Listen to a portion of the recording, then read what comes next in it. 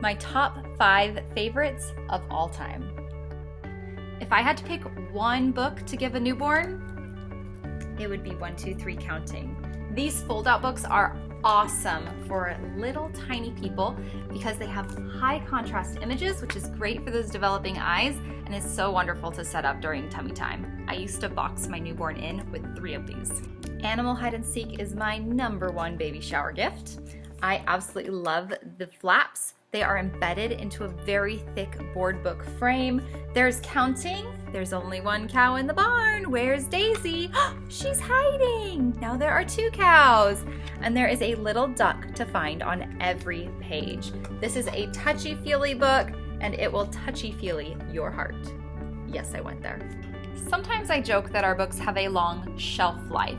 This is no exception. The very first Book of Things to Spot series is one of my all-time favorites because it has tons and tons of little prompts to talk about. This is a book that you'll start reading with your child sometime between 15 and 18 months, and you will continue reading it with them and enjoying it with them for years to come. Talk about a long shelf life. The complete book of Farmyard Tales is going to last you from toddlerhood way into middle elementary school.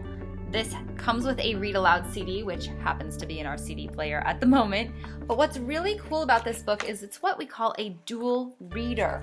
So that means that this top line can be read all by itself if you're reading to a young child and you don't want a very extended story, and the story still makes sense. The top line is written at a lower reading level than the bottom line. What that means is when you start to get an early reader, they can feel confident and read all by themselves, or they can read the top line and you can read the bottom line. This can grow with your children. Eventually, your youngest will be reading the top line and your oldest will be reading the bottom line, and they'll be reading together.